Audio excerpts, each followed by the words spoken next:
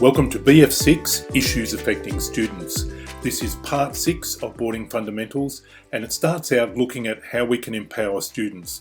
The boarding environment is a great environment for the empowerment of young people to set personal goals, to develop leadership qualities, to develop self-discipline, to establish reputation and positive character. Question 1 asks you to explain how you can empower young people in boarding to do each of these things. So let's have a look at empowering young people to set personal goals. Having personal goals empowers students, so how can we support young people to set personal goals? Firstly, we can enable dreaming, enable them to dream and to visualize the future, demonstrate the power of goals, help them set short and long-term goals, help them with strategies to meet their goals, teach them about SMART goals, it's goals that are specific, measurable, achievable, relevant or realistic, and timed goals, and keep students accountable. So what we mean by that is if a young person sets a goal, then help them to be accountable and to try and achieve that goal. We can also provide positive role modelling. We can invite young people in, this might be previous students or other students who are role models who can share, and we can provide opportunities such as careers expos, that sort of thing. This is the sort of thing that enables young people to visualise future, the sort of things that they want to aspire to, that they would set a goal, personal goal for.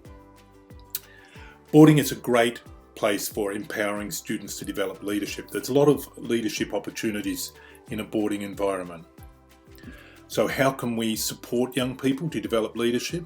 We can discuss qualities of leaders, talk about how they can develop these qualities, give them responsibility and initiative, invite leaders in to talk about their learning and their journey. We can show movies of young leaders. We can have discussion times where you talk about the qualities of a leader and how to develop those qualities. We can provide opportunities for leaders, and there is so many different opportunities, different ways that young people can show leadership in boarding. We can offer recognition or awards for leadership, and we can support students' initiatives such as the drought fundraiser, where they were taking hay from Western Australia to drought-affected places on the eastern seaboard. We can show young people movies or YouTube clips, and there's lots of these sort of clips about leadership, and there are lots of sites as well. This is from the E-Safety Commissioner, the YES project, and this encourages young people to act as positive leaders and supportive friends, particularly on social media. There's a site for United Nations youth leadership, for multicultural youth leadership. There's a YMCA youth leadership program, and Halogen, and they have these conferences and youth programs to develop young leaders. So there's lots and lots of opportunities in boarding to provide leadership opportunities and help young people to become leaders. We're going to look at empowering students to be self-disciplined. Daniel Goleman wrote this book, Focus, the Hidden Driver of Excellence, and he said this: a child's level of self-control is every bit as powerful predictor of adult success and health as are social class, wealth, family of origin, or IQ. Pretty powerful statement, isn't it? And he went on to say, this is also for high school success. So high self-control predicts better grades, good emotional adjustment, better interpersonal skills, a sense of security, and a sense of adaptability. Baumeister said, forget about self-esteem and concentrate on self-control and self-discipline. Failure of self-control is implicated in most of the problems that plague us. There's 4 skills of self-discipline: concentration, not being distracted; completion, self-paced timelines, etc.; consistency, things like routines; and commitment to team training, etc. And you probably know about the Stanford experiment, the 2 marshmallow tests, where they put a marshmallow in front of quite young children, and they say to the children, if you don't eat that marshmallow, then in 5 minutes I'll give you a second one. And these young people have these skills to avoid eating the marshmallow. So you can see the boy there looking away. So he's looking away, he's distracting himself, and they have these skills. And so empowering young students to be self-disciplined, how can we do this? Self-control can be developed with practice like a muscle. It's essential to self-management. So strong routines and expectations help with self-control, and things like being on time, cleaning rooms, laundry. So just those routines that young people have to do in boarding, they can help with self-discipline. Teaching the 4C skills, letting students feel the effects of any lack of self-discipline. So don't protect them from the effect of their own lack of self-discipline. Encouragement for positives and achievements, etc. We can empower students to have a positive reputation, to have positive character traits. So we can do this by discussing reputation and character, providing real-life examples. Again, YouTube clips and movies discuss positive character traits. You could focus on one of these each week. Give feedback, positive comments from community, etc. Involve young people in public events representing the school. Discuss their digital footprint and their long-term reputation from the sort of things that they do online. And we need to reinforce to boarders that their behaviour reflects not only on themselves, but on their family and everyone else in the boarding residence as well. And so that's why it's important that their behaviours are positive. The next part of BF6 looks at the different issues that young people might face, and the assessment requires you to summarise in your own words how the boarding program or supervisor might support students in each of the following areas that could be an issue. And the first that we're going to look at is sleep, the importance of sleep. Students cannot function properly if they're not getting enough sleep. Secondary students require about 8 to 10 hours of sleep every night, and this of course would be uninterrupted, screen-free time. If they're not getting enough sleep, they're going to be more vulnerable to stress and depression. So how can we support students? Firstly, by good routines and procedures. This is pre-lights out, wind down, and you might use something like a yoga session one evening, watching caffeine intake in the evenings, particularly coffee, and making sure that if you're going to have a supper that it's not late at night. Seize any learning opportunities you can to share and educate about sleep. Manage phone usage if you can, so that there's screen-free time and good sleep habits. There are apps and resources available to support young people getting enough sleep, getting good sleep, and it's good to discuss these with young people, make them aware of these apps. Staff should be good role models, and so that means you just need to watch your conversations and what you're saying to young people about, what you got up to on the weekend and late nights and all that sort of thing. We just need to watch our conversations and ensure that we are a good role model. Sometimes you may have to refer a young person if they have very poor sleep. An active night duty person can move around the residence, and if young people are not sleeping, if they're on their phones or on computers, then they will be aware of that. There are lots of sleep resources. You can see these ones here from Headspace, and of course there's the apps that we mentioned already. Another issue that students may face is family breakup, and this is hard for everyone, especially children. Every situation is very different. Young people can be angry, confused, feel abandoned when parents break up. There's loyalty conflicts, and they need time and space to process this. They need to feel safe and secure, and boarding can provide that stability, that secure environment.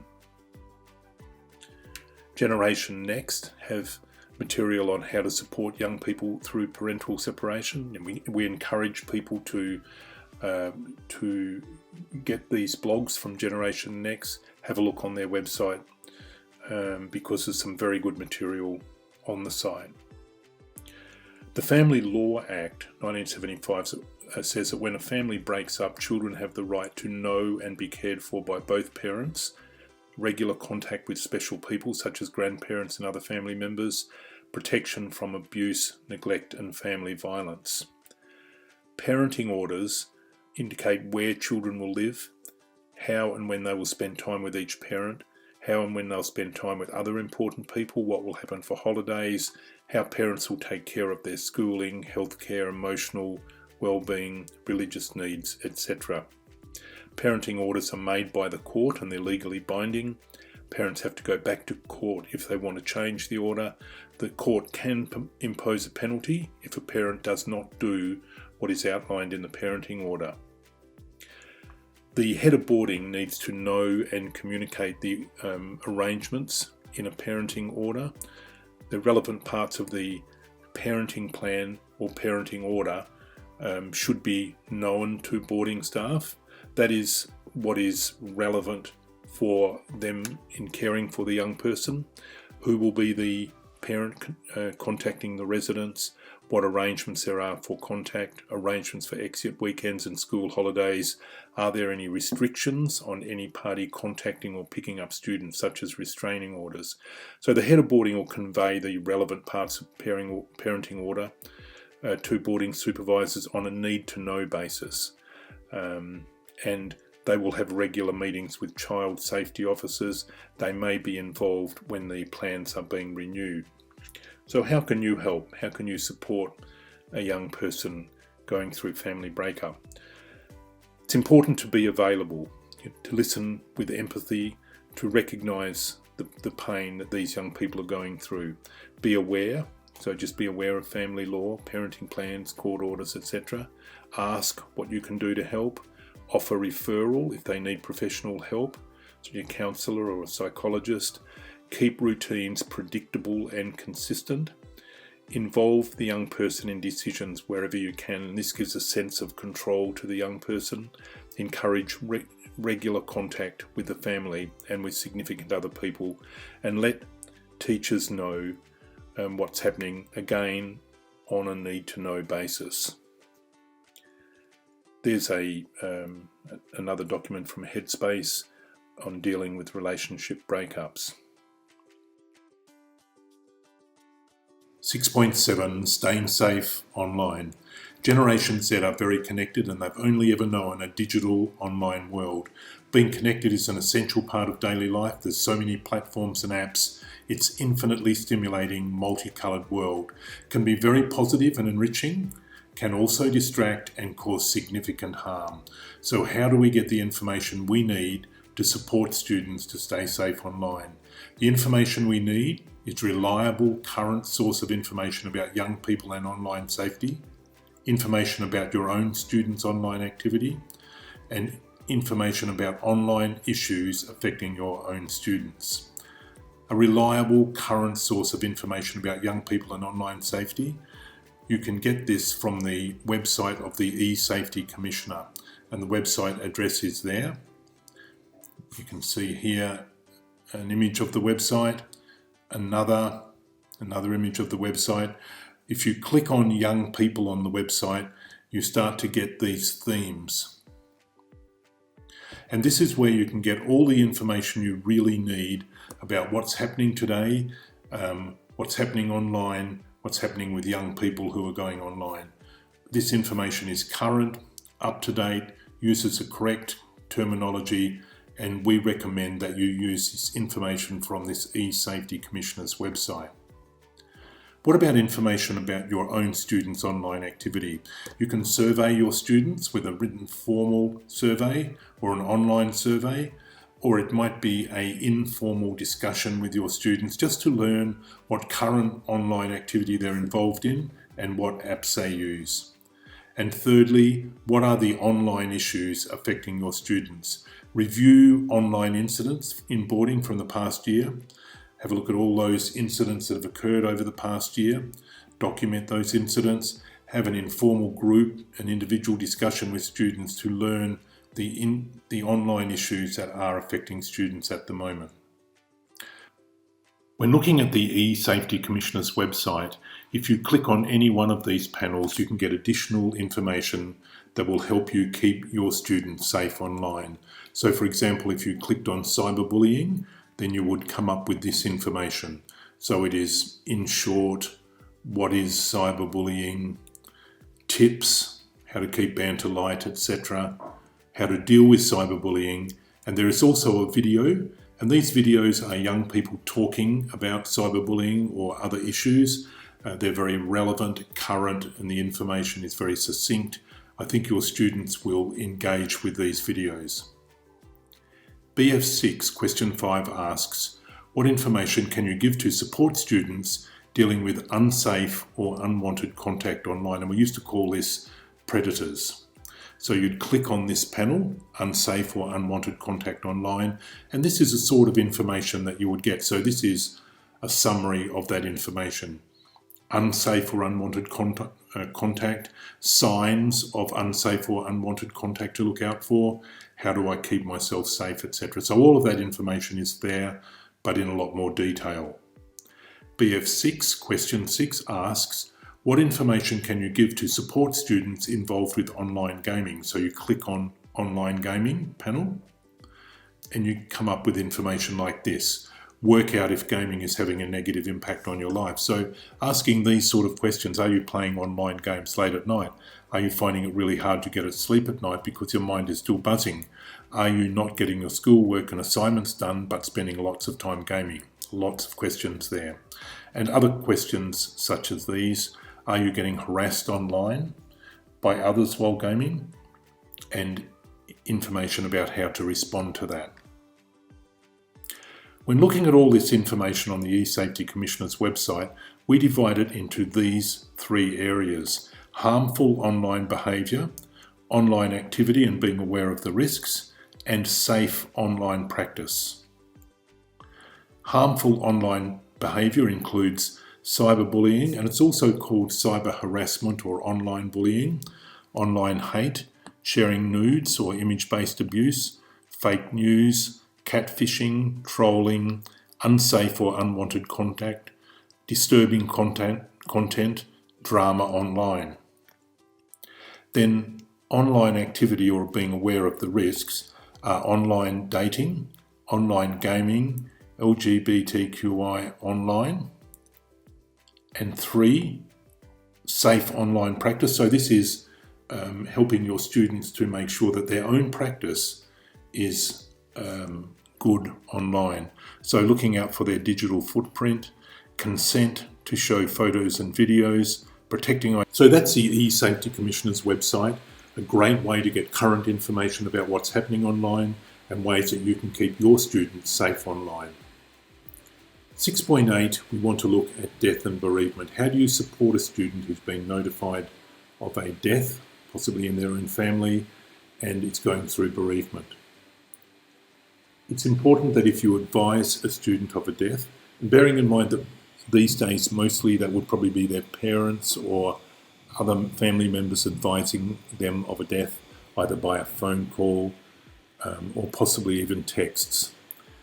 If you're advising a student of a death or even supporting a student who is going through bereavement, it's important that you have privacy, a comfortable area where you can sit with a student. You need to find the best person to break the news gently. Now that won't always be the head of boarding. The head of boarding may select somebody else who has a relationship with that student. You need to provide sufficient detail to the student without going into unnecessary detail which may upset the student. You need to acknowledge their emotions and give the student empathy, make sure they've got access to the family, continue vigilance and support, watch for quiet students, remember anniversaries, the ripple effect of anniversaries, etc. Offer counselling if it's required, headspace, etc. If a staff member dies, or a teacher or another student dies, most of the students will be affected, and don't underestimate the impact. There can be significant impact. Delay the announcement until you've got support ready, have counsellors ready to support students, deal with technology, you may have to shut down technology, and lead in gently, providing enough detail to avoid rumours. 6.9, balanced diet.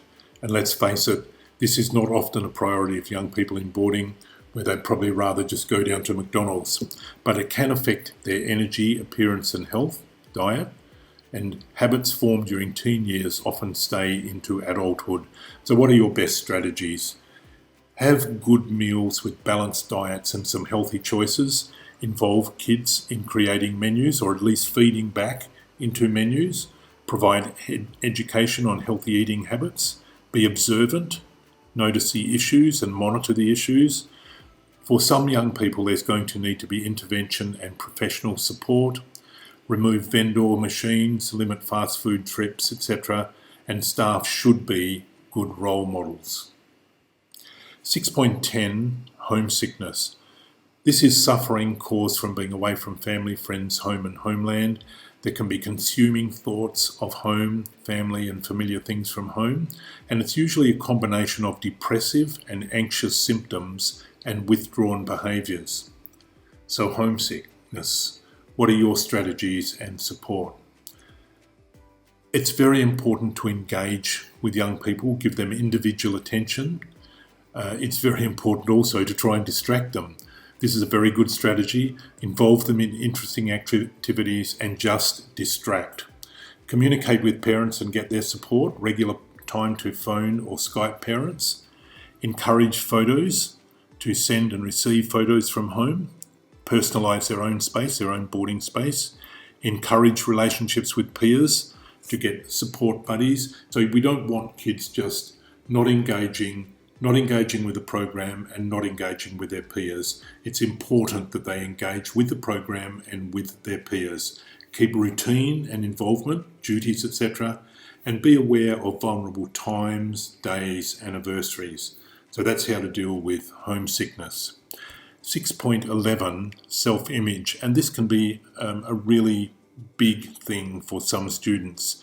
It's what you think you look like, or often what you think other people think you look like. So it's what we call the looking glass theory. It's how you see your personality, what kind of person you think you are, what you believe others think of you, how much you like yourself, or you think others like you, and the status that you feel you have. Now, a young person with high self-esteem acts independently, assumes responsibility, takes pride in his or her accomplishment, tolerates frustration, attempts new tasks and challenges, handles positive and negative emotions, and offers assistance to others. But a young person with low self-esteem, it's like driving through life with your handbrake on. They avoid trying new things. They feel unloved and unwanted. They blame others for their own shortcomings. They feel or pretend to feel emotionally indifferent. They're unable to tolerate a normal level of frustration. They put down their own talents and abilities and are easily influenced. So how do we support these students? Spend time with these students and really value their uniqueness. Be careful how you speak. Use praise and focus on the positives. Teach positive self-talk. Discuss negative causes such as social media, celebrity culture, etc. Talk about decision making. Use self-esteem programs such as Shine, mindfulness, yoga, etc. And if it becomes really serious, then refer young people to a counsellor or a psychologist. There are programs that will help young people with self-esteem. If this keeps going on and on, then you may need to refer to a counsellor. So if there's a significant change in a student, or if it's an ongoing concern, if they're withdrawn and isolated, and if they give you any sort of request to get help, then you probably should refer them. Vaping. Vaping is on the increase with young people. It's seen as trendy by young people. There's lots of different flavours and lots of different colours. But we don't really know what is in these chemicals. We do know there are some toxic chemicals that can harm adolescent brain development. Brains continue to develop up to 25 years old, and it leads to dependence. There's also some evidence to show that vaping nicotine is associated later with tobacco use by young people. So a young person who may not have smoked cigarettes starts vaping and then they move on to cigarettes. So how can we support young people? Obviously by letting them know the dangers of vaping and also helping them to access quit programs. There's information available through school governance and other sites, and there are quit programs as well. Smoking amongst young people is at quite a low level. It's at 5.1%, but we know that it's bad for the health of young people. And is this an issue for your students? What are your strategies? There are a lot of quit programs, and these programs are quite effective.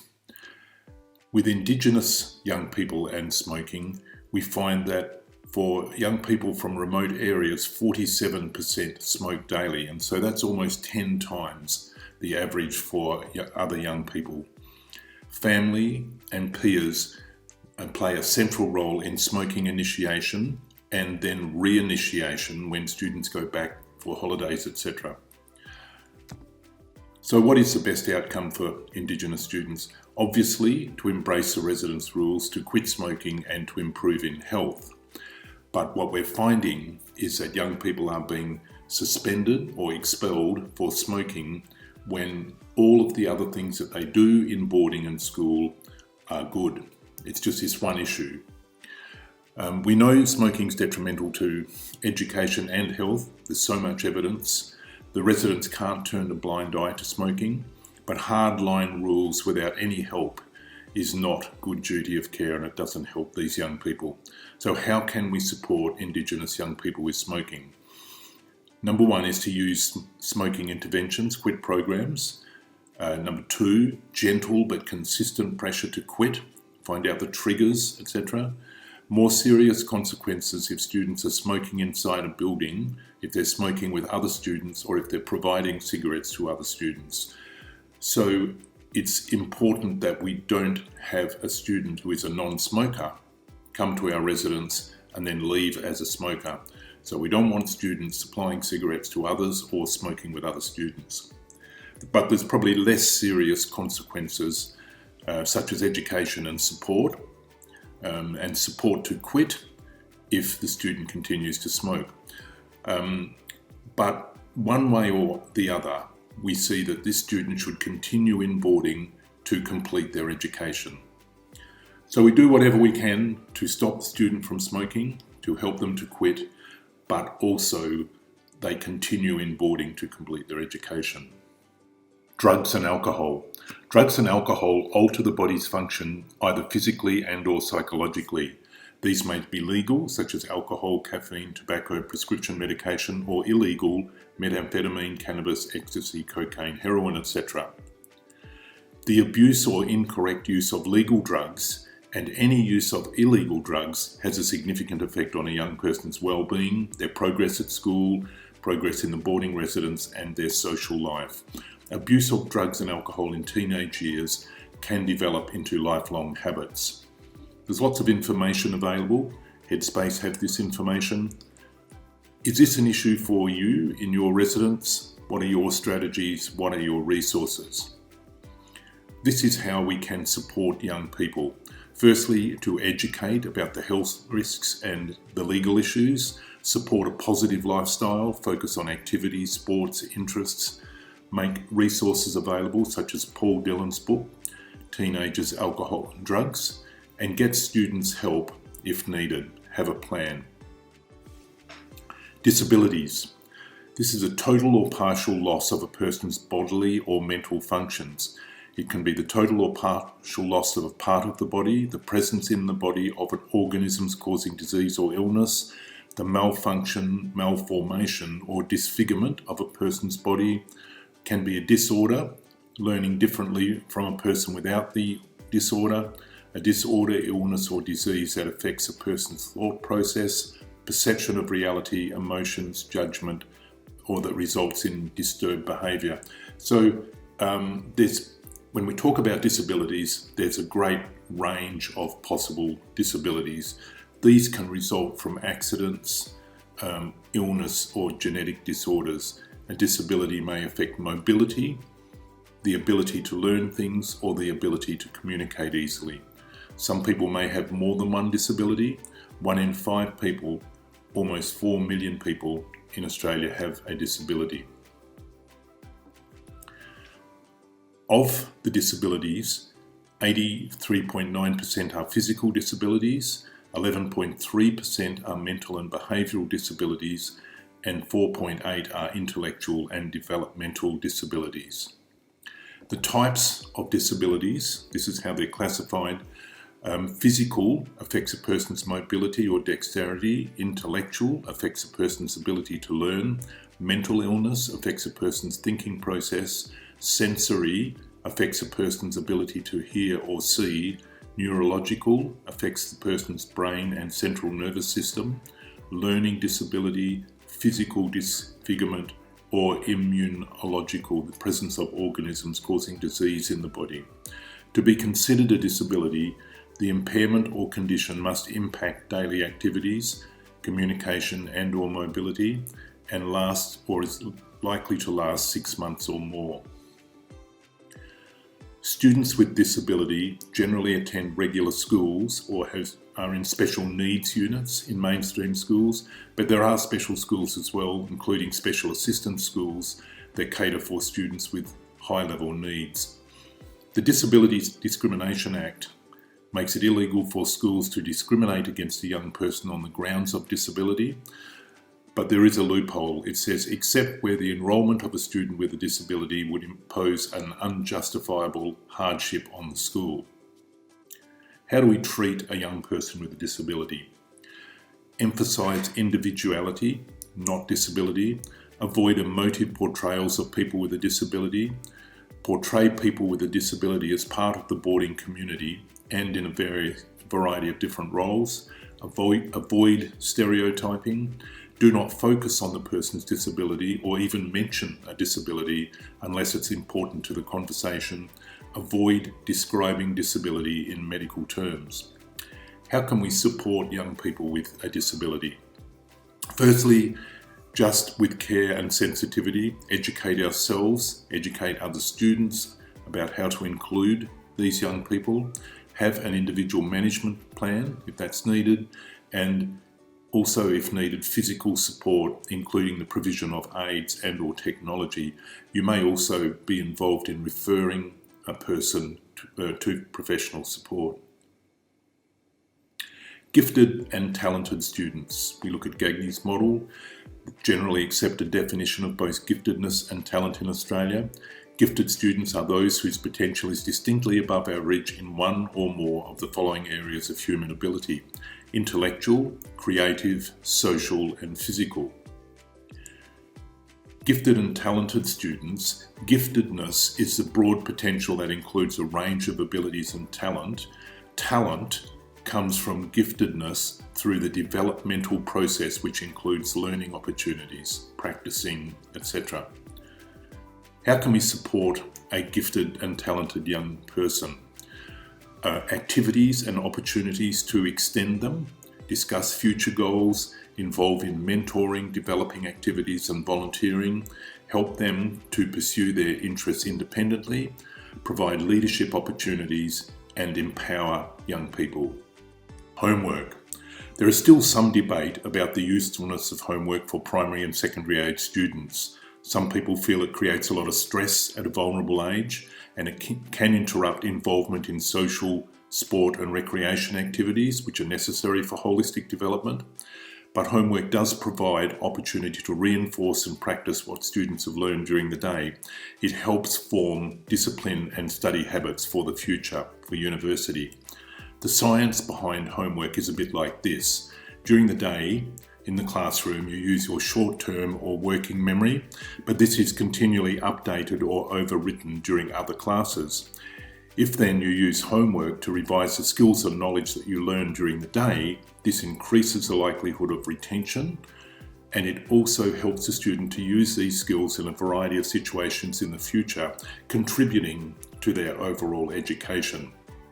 So how can we support students with homework? By providing feedback to teachers and parents, using different communication methods such as apps, diaries, checklists, intranet pages, support routine and study environment free of distraction, support and provide role models, supervisors, tutors, specialists, volunteers, etc. So some schools have dedicated tutoring programs or homework programs, homework development programs, and these can be very useful for young people. The amount of time for homework.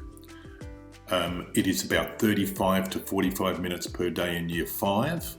In Year 9, it's up to 45 to 90 minutes per day, and for a Year 11 or a Year 12 student, it would be 1 to 3 hours per night. But when Year 11 and 12 students are studying for exams, there would be an expectation of weekend homework as well. Academic support. The primary purpose of most student residences is to support the academic development of the student and to support the school in the provision of learning opportunities. So how are you doing this in 2022? So this is how we can support students.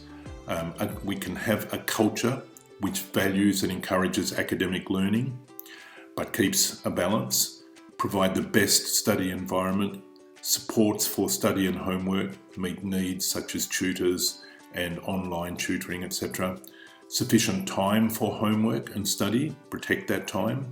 Support to set their own goals for learning, homework and study, and then empower young people to develop habits of self-discipline. Have learning programs in the residence that support academic achievement. This might include learning programs about things like study habits, researching, avoiding distraction, taking notes, writing an essay, preparing for an exam, or sitting an exam. And so these are life skill type learning programs that you can use during the year. Okay, thank you very much. That's the end of BF6.